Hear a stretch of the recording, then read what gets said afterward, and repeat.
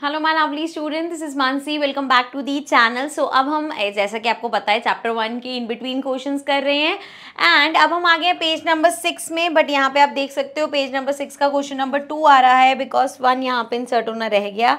सो मैंने यहाँ पे आप लोगों के लिए लिख दिया है। फर्स्ट क्वेश्चन है the mass per unit volume of a substance is called density. किसी भी सब्सटेंस का जो मास है पर यूनिट वॉल्यूम, उसके वॉल्यूम के हिसाब से, देखो डेंसिटी काफी कंफ्यूजिंग हो जाता है। सिंपल वर्ड्स में हम डेंसिटी कह सकते हैं जो चीज जितनी भारी है वो उतनी ज्यादा डेंस है, लेकिन यहाँ पे वॉल्यूम बहुत बड़ा रोल प्ले करता है। जैसे कि अगर मैं कंपेयर करूं, अगर आप एक आयरन का देखो, इतना छोटा सा पीस भी होगा तो भी वो कितना भारी है, लेकिन अगर हम कॉटन देखें तो कॉटन का बहुत सारा पार्ट भी है, बहुत ज्यादा भी उठा पाओगे क्योंकि उसका सरफेस एरिया बढ़ जाता है, उसका वॉल्यूम बढ़ जाता है। तो वॉल्यूम भी मैटर करता है जब हम डेंसिटी की बात करते हैं। अभी यहाँ पे इस क्वेश्चन में आपको थोड़ा सा क्लियर हो जाएगा, बाकी तो ये ऐसे टॉपिक्स चलते ही रहते हैं। Arrange the following in order of increasing density. जिसकी सबसे ज्यादा डेंसिटी है वो सबसे लास्ट में आएगा। जब भी इंक्रीजिंग ऑर्डर का मतलब है सबसे कम, उससे ज्यादा, उससे ज्यादा, उससे ज्यादा, उससे ज्यादा। तो यहाँ पे जो हमें दे रखा है air, exhaust from chimney, honey, water, chalk, cotton, iron. So इन सब में सबसे कम डेंसिटी किसकी होगी? इन सब में से सबसे कम डेंसिटी है एयर की। ठीक है, ये तो बेसिक है, जहां पे समझाने वाला होगा मैं समझा दूंगी। अब एयर से ज्यादा किसकी डेंसिटी होगी? Exhaust from chimney. चिमनी से जो एग्जॉस्ट निकल रहा है वो भी है तो एयर ही, लेकिन उसमें और पार्टिकल्स भी मिल गए, खाली एयर नहीं है, तो वो उसकी डेंसिटी उसके नॉर्मल एयर से थोड़ी सी ज्यादा है। तो नेक्स्ट हमारा हो जाएगा एग्जॉस्ट फ्रॉम चिमनी। ठीक है, अब इससे नेक्स्ट देखते हैं, इससे ज्यादा किसका होगा? Honey, water, chalk, cotton, iron. देखो चॉक, कॉटन, आयरन ये तो तीनों सॉलिड है, वो तो ऑब्वियसली आगे ही जाएंगे, लेकिन हनी और वाटर में से अगर आप नॉर्मल भी इमेजिन कर देखो, पानी और हनी, हनी थिक होता है, मतलब उसकी डेंसिटी पानी से तो ज्यादा ही होगी। सो दैट मीन्स इसके बाद आएगा वाटर एंड देन आएगा हमारा हनी।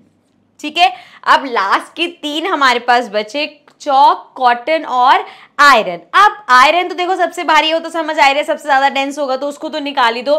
चॉक और कॉटन में अब इमेजिन ही करके अगर हम देख ले, चॉक और कॉटन में से क्या हल्का लग रहा है, क्या भारी लग रहा है? कॉटन चॉक के कंपैरिजन में कम लग रही है ना।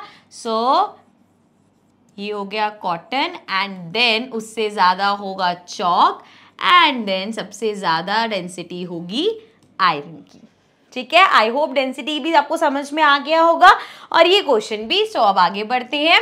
नेक्स्ट क्वेश्चन है हमारे पास, क्वेश्चन नंबर 2 में ए पार्ट है, tabulate the differences in the characteristics of states of matter। so state of matter के बीच के जो डिफरेंस है वो हमें एक टैबुलर फॉर्म में लिखना है। टैबुलर फॉर्म में मतलब टेबल की फॉर्म में लिखना है। सो हमने कुछ कैरेक्टरिस्टिक्स ले ली, देन उसको सॉलिड, लिक्विड और गैस में क्लासीफाई कर देंगे। शेप की अगर हम बात करें तो जी सॉलिड की फिक्स शेप होती है, लिक्विड की कोई शेप नहीं होती, जिस कंटेनर में डालोगे उसी की शेप का हो जाएगा, एंड गैस की भी कोई शेप नहीं होती। देन हम वॉल्यूम की अगर बात करें तो सॉलिड का फिक्स्ड वॉल्यूम होगा, ठीक है, लिक्विड का भी फिक्स्ड वॉल्यूम। वॉल्यूम मतलब जैसे अगर आपके पास 1 लीटर ऑफ मिल्क है तो वो 1 लीटर ही रहेगा, ऐसा नहीं कंटेनर में इधर उधर डालोगे तो वो 1 लीटर से कम ज्यादा हो जाएगा, वॉल्यूम सेम रहेगा। लेकिन गैस का कोई फिक्स वॉल्यूम नहीं होता।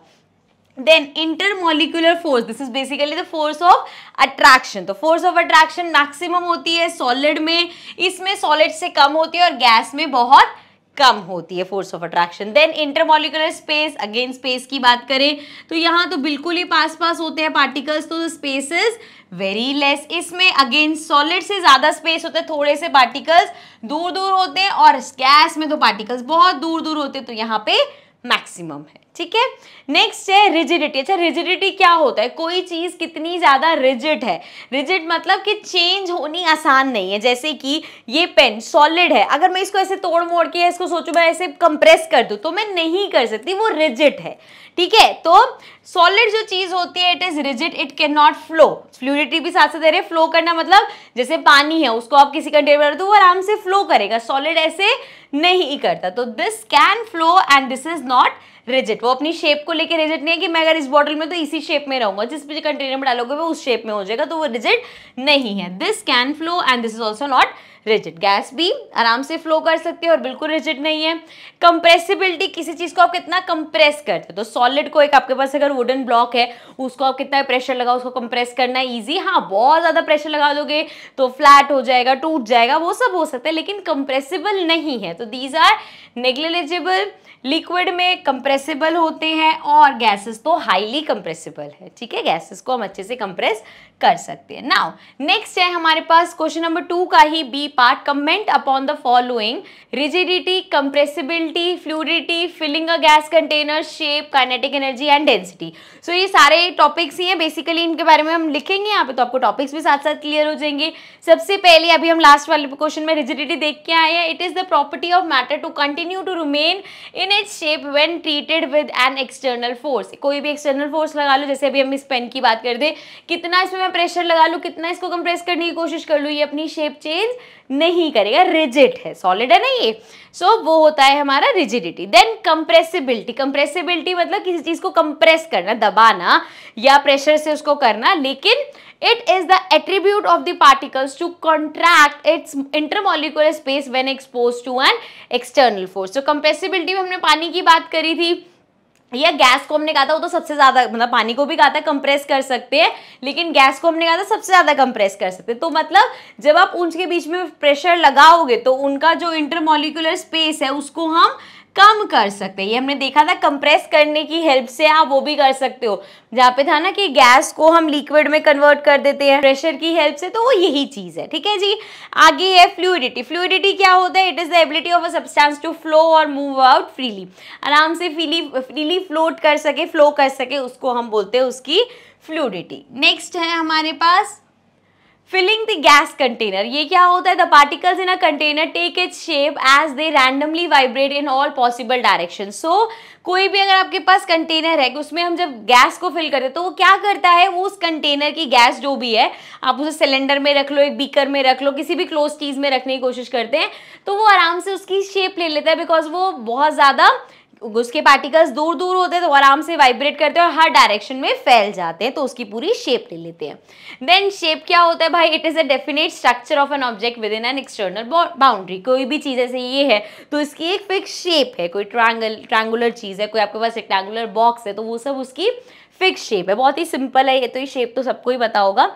काइनेटिक एनर्जी, काइनेटिक एनर्जी क्या होती है? Motion allows particles to process energy which is refer to as kinetic energy. Motion से जो एनर्जी बनती है that is our kinetic energy. Notes में हमने बहुत सारी जगह पे काइनेटिक एनर्जी के बारे में पढ़ा है। The increasing order of kinetic energy processed by various states of matter are, सबसे कम काइनेटिक एनर्जी होती है सॉलिड में, क्योंकि उसके पार्टिकल्स बहुत पास पास होते हैं, उनके पास ज़्यादा इधर उधर मोशन क्रिएट करने का स्पेस ही नहीं होता है। फिर आते हैं लिक्विड, क्योंकि उनके पार्टिकल्स में थोड़ा बहुत गैप होता है तो वो थोड़ा बहुत हिल पाते हैं। एंड गैसेस में सबसे ज़्यादा होता है काइनेटिक एनर्जी, क्योंकि उनके बीच में बहुत ज़्यादा स्पेस होता है, हर किसी भी डायरेक्शन में उसके पार्टिकल्स जा सकते हैं। नेक्स्ट डेंसिटी, डेंसिटी का तो अभी हम क्वेश्चन फर्स्ट करके ही आए हैं। It is the mass of a unit volume of a substance, it is expressed as D equals to m upon v। m is the mass upon volume, ठीक है, किसी चीज का मास देखना है लेकिन वॉल्यूम के हिसाब से।